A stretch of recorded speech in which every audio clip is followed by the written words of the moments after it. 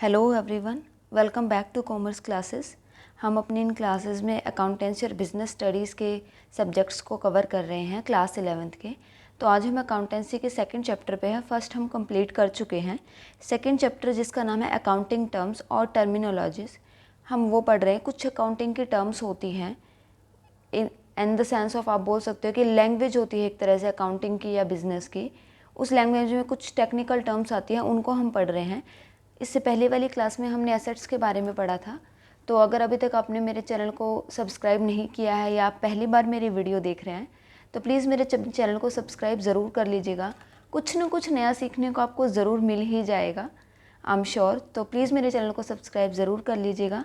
आज हम पढ़ेंगे कैपिटल रिसिप्ट्स के बारे में और रेवेन्यू रिसिप्ट्स के बारे में। इनमें जो टर्म यूज़ हो रही है दोनों में, दैट इज़ रिसिप्ट्स।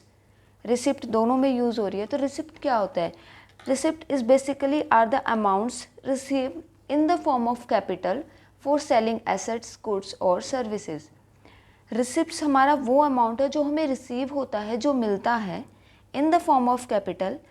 कैपिटल की फॉर्म में कैसे? जब हम किसी एसेट को, जब हम किसी गुड्स को या हम कोई सर्विसेज प्रोवाइड करें, वो सेल करने के बाद जो पैसा हमारे पास आता है उसे हम रिसिप्ट बोलते हैं। ठीक है, जैसे कोई एसेट, कोई मशीनरी थी, वो आपकी पुरानी हो गई थी, उसको आपने सेल कर दिया तो आपके पास कैश आ गया। आपके पास जो वो कैश आया वो आपकी रिसिप्ट है। ठीक है, उसे हम रिसिप्ट बोलते हैं, जो हमें रिसीव होता है। तो इसमें दो चीज़ें हैं, एक तो रिवेन्यू रिसिप्ट है, एक कैपिटल रिसिप्ट है। ठीक है, रिवेन्यू रिसिप्ट जो है वो क्रेडिट साइड में लिखा जाएगा, ट्रेडिंग और प्रॉफिट एंड लॉस अकाउंट में। ठीक है, मैं आपको इनका मीनिंग भी आगे समझाऊंगी। अभी आप ये चीज़ देख लीजिए कि इसको हम प्रॉफिट एंड लॉस अकाउंट में इंक्लूड करते हैं क्रेडिट साइड पे, इसको हम बैलेंस शीट में इंक्लूड करते हैं। ठीक है, एज या तो इंक्रीज़ होता है लाइबिलिटी। अब आप एक चीज़ बोलोगे कि ये तो रिसिप्ट है, हमें मिल रहा है, तो लाइबिलिटी कैसे, मतलब हमारा उधार कैसे बढ़ रहा है? ठीक है, वो चीज़ भी मैं आगे आपको बताऊंगी कि एज अ लाइबिलिटी कैसे इंक्रीज़ होएगा ये, या फिर reduction in the value of asset, या फिर एसेट की वैल्यू में कैसे रिडक्शन हो रहा है। चलिए अब इनके मीनिंग को देख लेते हैं। पहले हम पढ़ेंगे रिवेन्यू रिसिप्ट के बारे में। Revenue receipts are amount received from day to day business activities. जो रिवेन्यू रिसिप्ट है ना, वो day to day business activities से जो हमें अमाउंट मिलता है ना, वो होता है of a company. They are recurring in nature. Recurring in nature का मतलब क्या होता है कि जो बार बार होता है। अब डे टू डे है तो हर रोज़ होगी या फिर कुछ दिनों के गैप में होगी, जैसे एक दिन बाद होगी, 2 दिन बाद होगी, बट रेगुलरली होती रहेगी ये चीज़। ठीक है, day to day business activities से हो गया ना। जैसे कि amount received from sale of goods and services, जो हमें अमाउंट रिसीव होगा। अब सपोज आप किसी प्रोडक्ट को सेल कर रहे हैं, आपका बिजनेस है, क्लोथिंग का बिजनेस है, आप क्लोथ्स को सेल कर रहे करके जो भी आपके रोज़ कपड़े बिकेंगे तो रोज़ आपके पास अमाउंट आएगा। ठीक है, वो रिवेन्यू रिसिप्ट हो गया। कमीशन है, फीस है रिसीव्ड फॉर सर्विस रेंडर्ड। कोई आप सर्विस दे रहे हो, या फिर जैसे आपका रेंट हो गया, रेंट मिलता है आपको, आपने अपने घर को रेंट पे दे रखा है, या आपने किसी को कोई हेल्प की है, या फिर कुछ भी सेल करवाया है, आपको कमीशन रिसीव हुआ है, फीस रिसीव हुई है, ये हमारे रिवेन्यू रिसिप्ट्स हैं। ये बार बार होते हैं। रेंट आपको हर महीने मिलेगा, कमीशन आपको हर बार मिलेगा जब भी आप किसी चीज़ की सेल करवाओगे। ठीक है ना, फीस है वो आपको हर महीने मिलेगी। ठीक है, तो ये रिकरिंग इन नेचर हो गया, जो बार बार मिलेगा कुछ टाइम पीरियड के उसमें। इंटरेस्ट है, डिविडेंड है रिसीव्ड ऑन इन्वेस्टमेंट। आपने कोई कंपनी में इन्वेस्टमेंट कर रखी है, ठीक है, तो डिविडेंड है और उनका इंटरेस्ट है, वो तो आपको हर महीने मिलेगा ना। जैसे बोलते हैं ना कि ब्याज पे पैसे दे रखे हैं, या फिर जैसे बोलते हैं इंटरेस्ट पे पैसे दे रखे, तो वो रेट ऑफ इंटरेस्ट आपका जो भी परसेंट होता है वो आपको हर मंथ मिलता है ना, उन पैसों पे इंटरेस्ट आपको हर मंथ मिलेगा। तो ये रेवेन्यू रिसिप्ट्स होती हैं जो डे टू डे होती है, जैसे बार बार होती रहती है, 1 दिन के गैप में, 2 दिन के गैप में, या 1 मंथ के गैप में। ठीक है, और रिकरिंग इन नेचर होती है, रेगुलरली होती है, बार बार होंगी। ये रेवेन्यू रिसिप्ट्स होती है। अब हम पढ़ेंगे कैपिटल रिसिप्ट्स के बारे में। मैंने अभी रेवेन्यू रिसिप्ट्स बताया आपको, मैंने इनका ये बताया था कि क्रेडिट साइड में लिखा जाता है। ठीक है, अब हम पढ़ेंगे कैपिटल रिसिप्ट के बारे में। It is not received in the course of normal business activities, they are non recurring in nature. ये जो भी हमें रिसीव होता है ये चीज़, ये नॉर्मल बिजनेस एक्टिविटीज़ से नहीं होता, like day to day business activities से नहीं होता। जैसे वो रिवेन्यू रिसिप्ट हो रहा था ना कि day to day business activities से रिसीव हो रहा था, ये उसका बिल्कुल उल्टा है। और ये नॉन रिकरिंग है, मतलब ये बार बार नहीं होगा, कभी कभार ही होता है, ये चीज़ें बार बार नहीं होती। क्या नहीं होता बार बार, चलिए देख लेते हैं। Amount received by sale of fixed asset और इन्वेस्टमेंट।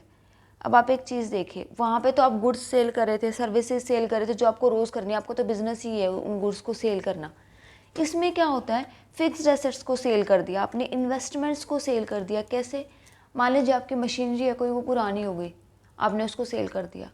आप रोज़ तो मशीनरी सेल नहीं करोगे ना अपने बिजनेस की, ठीक है, उनसे तो आपको काम करना होता है। कभी कभार ऐसा होता है कि या तो कोई मशीनरी नई आई है, वो पुरानी हो गई, उसको इस वजह से बेच दिया, या वो ख़राब हो गई इस वजह से बेच दिया, ठीक है। तो sale of fixed assets, machinery है, लैंड है, बिल्डिंग है, आपका स्टॉक है, इन्वेंट्री है, जो भी है, उसको जब आप सेल करते हो उससे जो पैसा आता है उसे हम कैपिटल रिसिप्ट बोलते हैं। और ये लैंड, बिल्डिंग, मशीनरी आप बार बार सेल नहीं करते हो कि हर महीने हर रोज़ आपने सेल करना है, कभी कभार होती है ना ये चीज़। रिसिप्ट फ्रॉम लोन टेकन, अब आगे ना वो पॉइंट मैंने आपको बताया था ना, लाइबिलिटी इंक्रीज होती है। आपके पास पैसा भी आ गया, रिसिप्ट हो रहा है ना, लोन लिया है, मान लीजिए आपने बैंक से लोन ले लिया, तो पैसा तो आपके पास आ रहा है, पर आपकी लाइबिलिटी भी तो इंक्रीज हो रही है ना, आपका उधार बढ़ रहा है ना कभी तो आपको वो पैसा रिटर्न करना पड़ेगा। तो आ गया ना, लाइबिलिटी इंक्रीज हो रही है ना। एक वो बताया था decrease in the value of fixed asset, fixed asset अगर हम बेच के पैसा कमा रहे तो फिक्स्ड एसेट्स भी हमारे कम हो रहे हैं। दोनों पॉइंट्स आ गए इसमें। Capital contributed bye proprietors, money obtain from the issue, या फिर कोई प्रोप्राइटर ने कैपिटल को कंट्रीब्यूट कर दिया। सपोज अब आप दो पार्टनर्स हैं, एक ने और अपने बिजनेस को बढ़ाने के लिए कैपिटल और ज़्यादा इन्वेस्ट कर दी, उसमें कंट्रीब्यूट कर दिया, या फिर कोई नया पार्टनर आना चाहता है, उसने कंट्रीब्यूट कर दिया। रोज़ रोज़ नया पार्टनर नहीं आता ना, वो रोज़ रोज़ तो आपको कैपिटल एज ए कैपिटल पैसे नहीं देगा ना, वो कभी कभार होती है ये चीज़, capital contributed by proprietors, right. Money obtain from the issue of shares in case of company, अब कभी कभी क्या होता है, कुछ कंपनीज अपने शेयर्स इश्यू कर देती हैं मार्केट में, उनसे जो पैसा आता है, अब वो रिसिप्ट हो गया, उनके पास पैसा आ रहा है, क्या वो रोज़ रोज़ अपने शेयर्स इशू करेगी? कभी कभार ही ऐसा होता है ना कि शेयर्स इशू कर दिए, फिर बाद में तो उनको सेल परचेज होता है, इशू तो वो कभी कभार ही करती है ना। तो ये चीज़ें हो गई कैपिटल रिसिप्ट्स के बारे में। दोनों चीज़ें आपको क्लियर हो चुकी हैं, रेवेन्यू रिसिप्ट क्या होता है, कैपिटल रिसिप्ट क्या होता है, ठीक है। अब हम पढ़ेंगे एक्सपेंडिचर क्या होता है। रिसिप्ट का मतलब था जो चीज़ हमें मिल रही है, ठीक है, जो हमें रिसीव हो रही है। एक्सपेंडिचर का मतलब होगा जो हमारे पास से जा रही है, जो खर्चा है। एक्सपेंडिचर का मेन जो मतलब होता है वो एक्सपेंस होता है, एज एन एक्सपेंस बोल रही हूँ मैं, मतलब एक्सपेंस की तरह, एक तरह से हमारा जो खर्चा है। इसमें क्या होता है, इट इज़ अ पेमेंट और इनकरेंस ऑफ अ लाइबिलिटी, या तो हम कुछ पे कर रहे हैं, मैंने जैसे अभी बताया ना, हमारा खर्चा हो गया, पे करना तो खर्चा ही होता है ना हमारा, या तो हम कुछ पे कर रहे हैं, पेमेंट कर रहे हैं किसी चीज़ की, और incurrence of liability in exchange for goods और सर्विसेज, गुड्स और सर्विसेज के बदले में या तो हमने कुछ पे कर दिया, ठीक है, या फिर हमने लाइबिलिटी इनकरेंस कर ली, मतलब उधार ले लिया, ठीक है। कैसे, मैं अभी आपको बताती हूँ। और total purchase price of a good, expenditure को हम टोटल परचेज प्राइस भी बोलते हैं। जैसे कि हम कपड़े का बिजनेस कर रहे हैं, रेडीमेड कपड़ों का बिजनेस कर रहे हैं, उन कपड़ों को बनाने के लिए हमें रॉ मटेरियल चाहिएगा ना, क्लॉथ। अब रॉ मटेरियल जो है उसे हम परचेज़ करेंगे, जो हमें, जैसे मान लीजिए हमें 100 मीटर्स क्लॉथ चाहिए, कपड़ा चाहिए हमें, ठीक है, उसको हम परचेज़ करेंगे, तो ये एक तरह से हमारा एक्सपेंडिचर हो गया, हमने पे करेंगे, हम इसके पैसे तो पे करेंगे ना, तो ये हमारा एक्सपेंडिचर हो गया इन एक्सचेंज ऑफ गुड। ये गुड है, एज अ रॉ मटेरियल है, इसके बदले हमने कुछ पे कर दिया, तो वो हमारा एक्सपेंडिचर है, हमारे पास से पैसे गए हैं। ये भी दो टाइप का होता है, जैसे रिवेन्यू रिसिप्ट से ना, capital receipt and revenue receipt, ऐसे ही ये भी दो टाइप का होता है, capital receipt and revenue receipt. इसमें भी दो चीज़ें हैं। एक्सपेंडिचर का मतलब मैं आपको बता चुकी हूँ, कुछ पे करना या लाइबिलिटी हमारे पास होना, हमारा उधार बढ़ना, हमारा कर्जा बढ़ना, ठीक है। अब चलिए इसके कैपिटल एक्सपेंडिचर और रेवेन्यू एक्सपेंडिचर के बारे में भी पढ़ लेते हैं। इसमें पहले हम पढ़ेंगे कैपिटल एक्सपेंडिचर के बारे में। सपोज़ कीजिए हमारे कोई कंपनी है या फिर कोई फैक्ट्री है, कुछ भी, मान लीजिए आपका कोई भी एंटरप्राइज़ है, उसमें आपने परचेज़ कर लिया एक फ़िक्स्ड एसेट को। फिक्स्ड एसेट आपने परचेज़ की है, जैसे कोई भी मशीन कर ली, व्हीकल कर लिया, फर्नीचर कर लिया, कोई भी फिक्स्ड एसेट आपने परचेज़ किया है, ठीक है, तो वो हम परचेज़ आपने किया, आपने कैपिटल लगा दी। कैपिटल क्या होता है? जब हम अपने बिजनेस में कुछ इन्वेस्ट करते हैं वही होता है ना कैपिटल। जब भी हम अपनी कंपनी में, अपने बिजनेस में कुछ इन्वेस्ट करते हैं तो वो एज ए कैपिटल होता है। अब इसमें हम मशीन लेके आए हैं, वो इन्वेस्टमेंट ही तो है ना हमारे बिजनेस में एक, क्योंकि वो हमारे काम आएगी, मशीन हमें हेल्प करेगी अपने प्रोडक्शन में, कुछ भी चीज़ प्रोड्यूस करने में। एक तरह से ये हमारा कैपिटल हो गया। और इसके ऊपर हमारा खर्चा हुआ है, भाई हमने इनको खरीदा है तो हमने पे भी किया है कुछ, है ना, कुछ पैसे भी दिए होंगे, इनको हमने परचेज़ किया है, तो ये हमारा एक्सपेंडिचर भी हो गया। अगर हमारे पास से पेमेंट हो रही है, पैसा जा रहा है, तो एक्सपेंडिचर है ना, और हमारे पास कैपिटल भी आ रही है, तो ये हमने कैपिटल के ऊपर एक्सपेंडिचर किया है। मशीन, व्हीकल या फर्नीचर परचेज कर लिया तो ये हो गया ना कैपिटल एक्सपेंडिचर।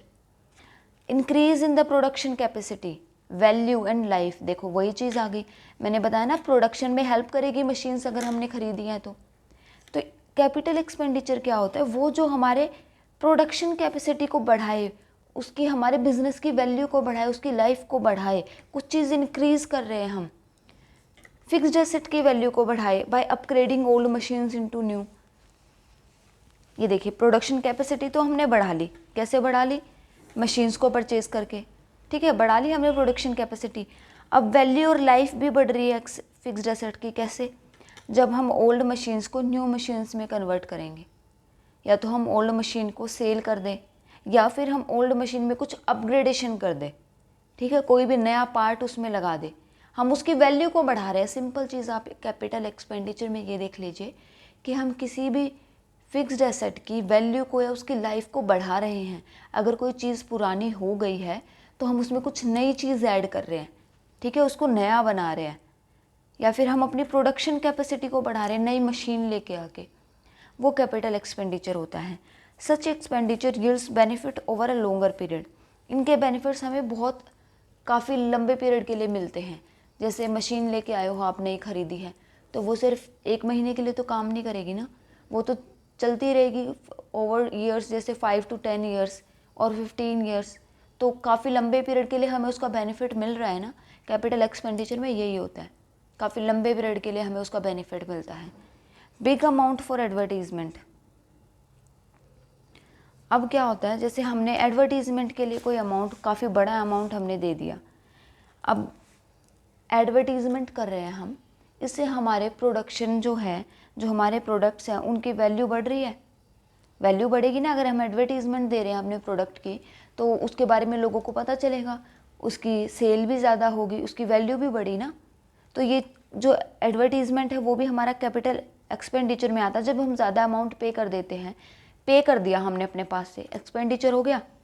अब एडवर्टीजमेंट के लिए पे कर रहे हैं तो हमारे प्रोडक्ट की वैल्यू बढ़ रही है, लाइफ बढ़ रही है हमारे प्रोडक्ट की, ज़्यादा टाइम के लिए सेल होगा, ज़्यादा लोगों के में पहचान जाएगी, तो हो गया ना कैपिटल एक्सपेंडिचर। और जो कैपिटल एक्सपेंडिचर है वो एज एन एसेट लिखा जाता है हमारी बैलेंस शीट में, क्योंकि ये एक एज एन एसेट हम लिख रहे हैं, हमारे पास कुछ ना कुछ इंक्रीज़ हो रहा है, हमारे पास आ रही है हमारी एसेट्स, तो ये बैलेंस शीट में एज एन एसेट लिखा जाएगा, ठीक है। नेक्स्ट है हमारा रेवेन्यू एक्सपेंडिचर। रेवेन्यू एक्सपेंडिचर क्या होता है? Full benefit of which is receive during 1 accounting period और इन 1 ईयर, ठीक है। ये देखिए इसमें क्या होता है कि जो उसमें हमारा क्या था कि जो हम बेनिफिट है वो लॉन्गर पीरियड के लिए हम लेते हैं, 5 साल, 10 साल, 15 साल। इसमें क्या होगा, इसका जो भी हमारे पास बेनिफिट होगा ना, वो विद इन 1 ईयर हम उसको कंज्यूम कर लेंगे, उस बेनिफिट को। सिर्फ 1 ही साल के लिए होगा वो बेनिफिट, और 1 साल से कम के लिए, ठीक है। कैसे? अब इसमें क्या आता है, इसमें हम क्या पढ़ रहे थे कि हम प्रोडक्शन की कैपेसिटी को बढ़ा रहे हैं, हम अपने फिक्स्ड एसेट्स की वैल्यू को बढ़ा रहे हैं, ठीक है, कुछ चीज़ नई ऐड करके। इसमें हम क्या करेंगे, to maintain the operational capacity of fixed assets not to increase value, हम वैल्यू नहीं बढ़ा रहे उसकी, हम जो उसकी वैल्यू, जैसे मैंने बताया था ना, कोई नई चीज़, नया पार्ट ऐड कर दिया, हम अपने फिक्स्ड एसेट की वैल्यू को नहीं बढ़ा रहे, हम क्या कर रहे हैं, उसकी जो कैपेसिटी है ना, ऑपरेशनल कैपेसिटी, उसको बस मेंटेन कर रहे हैं। उसको मेंटेन करने के लिए, उसको रिपेयर करने के लिए जो हमने पैसा लगाया है उसे हम रेवेन्यू एक्सपेंडिचर बोलेंगे। ऑपरेशनल कैपेसिटी क्या होता है कि व्हाट यू कैन प्रोड्यूस, आप कितना प्रोड्यूस करते हो, उसकी कैपेसिटी कितनी है ऑपरेशन की। ऑपरेशन का मतलब यही होता है कि प्रोसेस ऑफ प्रोड्यूसिंग, कोई चीज़ को प्रोड्यूस करना। तो कैपेसिटी का क्या मतलब होता है कि हम कितना कर सकते हैं, हमारी कितनी कैपेसिटी है। तो एक फिक्स्ड एसेट की ऑपरेशनल कैपेसिटी को मेंटेन रखना है हमें। अगर वो अभी 10 यूनिट्स प्रोड्यूस कर रही है एक मशीन अगर अभी 10 यूनिट्स को प्रोड्यूस कर रही है, 10 चीज़ें बना रही है, 10 खिलौने बना रही है, तो हमें बस उसकी कैपेसिटी को मेंटेन रखना है कि वो 10 ही बनाए, आगे जाके उसमें कुछ कमियां ना आ जाए, वो कमियों को दूर रखना है। तो उसको हम कैसे रखेंगे, उसको बार बार रिपेयर करेंगे। ठीक है, हम इसमें कोई एसेट बना नहीं रहे हैं, नहीं बना रहे ना, कोई नई एसेट नहीं लेके आ रहे हैं, हम कोई परचेज तो हम नहीं कर रहे हैं। ठीक है, हम कुछ परचेज नहीं कर रहे हैं, हम बस क्या कर रहे हैं कि एक जो ऑलरेडी हमारे पास फिक्स्ड एसेट है उसको हम रिपेयर कर रहे हैं, मेंटेन कर रहे हैं, उसकी मेंटेनेंस को बढ़ा रहे हैं। ये हमारा डेली का एक्सपेंस हो गया। ठीक है, जैसे मेंटेनेंस तो रोज़ भी होती है मशीन्स की, है ना। तो ये हमारा जो शो होगा ये हमारा प्रॉफिट एंड लॉस अकाउंट में होगा। कैपिटल एक्सपेंडिचर हमारा बैलेंस शीट में शो होता है, रेवेन्यू एक्सपेंडिचर हमारा प्रॉफिट एंड लॉस अकाउंट में शो होता है। तो अब इनका डिफरेंस भी आपको पता चल गया होगा। एक में हम नई चीज़ लेके आ रहे हैं या तो परचेज़ कर रहे हैं, उसकी वैल्यू को बढ़ा रहे हैं, और एक में हम जो ऑलरेडी उसकी वैल्यू है बस उसको मेंटेन रख रहे हैं, नई चीज़ हम कुछ लेके नहीं आ रहे। ठीक है, अब हमने दोनों चीज़ों के बारे में पढ़ा भाई, कैपिटल एक्सपेंडिचर भी और रेवेन्यू एक्सपेंडिचर भी। अब पढ़ लेते हैं, मतलब वही चीज़ों को थोड़ा सा क्लैरिफाई कर लेते हैं हम कि दोनों में डिफरेंस हमें पता कैसे चलेगा कि ये हमारा कैपिटल एक्सपेंडिचर है या रेवेन्यू एक्सपेंडिचर है, वो देख लेते हैं। कैपिटल एक्सपेंडिचर में हम क्या करते हैं, एक्विजिशन करते हैं, मतलब परचेज करते हैं। ठीक है, और रेवेन्यू एक्सपेंडिचर में हम सिर्फ मेंटेन करते हैं ऑपरेशनल कैपेसिटी को। ये तो मेन पॉइंट था इनका, मैंने आपको बताया था। उसमें हम फिक्स्ड एसेट को परचेज कर रहे हैं, इसमें हम फिक्स्ड एसेट की सिर्फ मेंटेनेंस कर रहे हैं, उसको रिपेयर कर रहे हैं बस। इसमें हम इंक्रीज़ करते हैं उसकी कैपेसिटी को, अर्निंग कैपेसिटी को इंक्रीज़ कर रहे हैं, जैसे कोई नई चीज़ ऐड करके अर्निंग कैपेसिटी हमने इंक्रीज़ कर ली, नई मशीनरी ले आए, या फिर हमने ओल्ड मशीनरी की जगह न्यू मशीन अपडेट कर दी, उसका सिस्टम चेंज कर दिया। ठीक है, इसमें हम सिर्फ मेंटेनेंस करते हैं अर्निंग कैपेसिटी की, कि जितनी चल रही है उतनी चलनी चाहिए, उसको मेंटेन करते हैं। इसके बेनिफिट्स लॉन्गर पीरियड के लिए होते हैं, इसके बेनिफिट्स मैक्सिमम 1 ईयर के लिए होते हैं, तो कम भी हो सकते हैं, 1 मंथ के लिए भी हो सकते हैं। ठीक है, इसे हम बैलेंस शीट में लिखते हैं, इसे हम ट्रेडिंग और प्रॉफिट एंड लॉस अकाउंट में लिखते हैं। ये कुछ 4 इनके डिफरेंसेस हैं जिनसे आपको पता चल सकता है कि ये कैपिटल एक्सपेंडिचर है या रेवेन्यू एक्सपेंडिचर है। ठीक है, अब एक एक्सपेंडिचर होता है, ये दो तो हमने पढ़ लिए, एक थर्ड एक्सपेंडिचर होता है डेफर्ड रेवेन्यू एक्सपेंडिचर, जो कि रेवेन्यू एक्सपेंडिचर के अंडर आता है।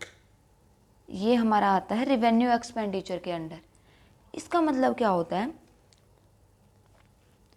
कुछ एक्सपेंडिचर ऐसे होते हैं जिनका रेवेन्यू जो है ना, जिनका जो नेचर होता है वो होता तो रेवेन्यू है। जैसे एक तो एक्सपेंडिचर, एक तो कैपिटल हो गया, एक रेवेन्यू हो गया, 2 नेचर है ना एक्सपेंडिचर के। मतलब एक्सपेंडिचर 2 टाइप्स का होता है, या तो कैपिटल का या रेवेन्यू का। तो कुछ एक्सपेंडिचर्स ना ऐसे होते हैं जो होते तो रेवेन्यू नेचर के हैं, but benefit of which is likely to derived over a number of years. अब इसका मतलब समझियो, अगर वो रिवेन्यू नेचर का है कोई भी एक्सपेंडिचर, वो रिवेन्यू नेचर का, तो हमने क्या पढ़ा है कि उसका बेनिफिट ज़्यादा से ज़्यादा हम सिर्फ 1 साल के लिए ले सकते हैं। हमने तो यही पढ़ा है, बहुत कम पीरियड के लिए उनका बेनिफिट होता है। बट कुछ एक्सपेंडिचर ऐसे होते हैं, कुछ खर्चे ऐसे होते हैं जिनका नेचर तो रिवेन्यू होता है, लेकिन उनका जो बेनिफिट है ना वो हम 3 से 7 साल के लिए ले सकते हैं, मतलब ज़्यादा पीरियड के लिए ले सकते हैं। रिवेन्यू नेचर कब होगा, जब हम कोई नई चीज़ ऐड नहीं करेंगे, बस उसी की ऑपरेशनल कैपेसिटी को बढ़ा रहे हैं। ठीक है, ये हम वो रिवेन्यू का नेचर हो गया। अब ऐसा कौन सा एक्सपेंस आप सोचिए जो है तो रिवेन्यू नेचर का, मतलब कि हम कुछ नया नहीं कर रहे हैं, बस उसकी जो कैपेसिटी चल रही है उसको बढ़ा रहे हैं, कैपेसिटी को बढ़ा रहे हैं, उसकी ऑपरेशनल कैपेसिटी को मेंटेन कर रहे हैं, लेकिन हम उसका बेनिफिट भी ज़्यादा टाइम के लिए ले रहे हैं। तो एग्जाम्पल मैंने आपको पहले वाली वीडियो में भी दिया था एक एडवर्टीज़मेंट का। मान लीजिए हमने किसी कंपनी को कॉन्ट्रैक्ट दे दिया कि वो हमारी 4 साल तक एडवर्टीज़मेंट करेगी। ठीक है, 4 ईयर्स तक वो हमारे प्रोडक्ट के एडवर्टीज़मेंट करेगी। उसके लिए हमने उसको पे कर दिए 2 लाख रुपीज़। ठीक है, 2 लाख रुपीज़ हमने पे कर दिया। अब पे किया है तो हमारा एक्सपेंडिचर हो गया ये। ठीक है, ये हमारा एक्सपेंडिचर हो गया। इसका बेनिफिट भी मिल रहा है हमें। अब एक चीज़ देखिए, इसमें हमने कोई फिक्स्ड एसेट तो नहीं खरीदी। अगर हमने एडवर्टीज़मेंट के लिए पे किया है, कोई फिक्स्ड एसेट हमने खरीदी है? नहीं खरीदी। कोई पुरानी मशीन को हमने नए में कन्वर्ट किया है? नहीं किया। हमने क्या किया है, जो हमारी ऑपरेशनल कैपेसिटी मतलब प्रोड्यूस करने की कैपेसिटी जो थी उसको हम मेंटेन कर रहे हैं। कैसे मेंटेन कर रहे हैं आप सोचिए। मेंटेन कैसे होगी? एडवर्टीज़मेंट करेंगे, प्रोडक्ट्स की सेल बढ़ेगी, तो जो हमारी प्रोड्यूस करने की कैपेसिटी है वो मेंटेन रहेगी ना। अगर हमारे प्रोडक्ट सेल ही नहीं होंगे मार्केट में तो हम प्रोड्यूस भी क्या करेंगे? बार बार प्रोड्यूस करके क्या फ़ायदा, प्रोडक्ट बना के क्या फ़ायदा जब हमारे प्रोडक्ट सेल ही नहीं हो रहे हैं। तो हम मेंटेन भी नहीं कर पाएंगे अपनी प्रोडक्शन कैपेसिटी को, नहीं कर पाएंगे ना। वो हम एडवर्टीज़मेंट के थ्रू हम उसको मेंटेन कर रहे हैं। हमारे सेल होते रहेंगे, हम प्रोड्यूस करते रहेंगे, सेल होते रहेंगे, प्रोड्यूस करते रहेंगे। तो हमारी अब ये तो पता चल गया कि एडवर्टीज़मेंट रेवेन्यू एक्सपेंडिचर है ना। अब ज़्यादा टाइम के लिए हम कैसे उसको यूज़ कर रहे हैं? हमने 4 साल के लिए दिया है, वो 4 साल तक उसका वो करेगी ना कंपनी उस हमारे प्रोडक्ट को एडवर्टाइज़। तो हम ज़्यादा टाइम के लिए हम उसका बेनिफिट उठा पा रहे हैं ना। तो इसलिए एडवर्टीज़मेंट जो हमारा एक्सपेंडिचर है वो रेवेन्यू एक्सपेंडिचर में आता है। ये हमारी आज की क्लास थी जिसमें हमने रिसिप्ट्स और एक्सपेंडिचर्स के बारे में पढ़ा। आई होप आपको कुछ न कुछ नॉलेज ज़रूर गेन हुआ होगा। और अगर आपको मेरी वीडियो अच्छी लगी है, कुछ आपको सीखने के लिए नया मिला है या मेरे पढ़ाने का तरीका अच्छा लगा तो प्लीज़ आप मेरे चैनल को सब्सक्राइब ज़रूर कर लीजिएगा। Thank you.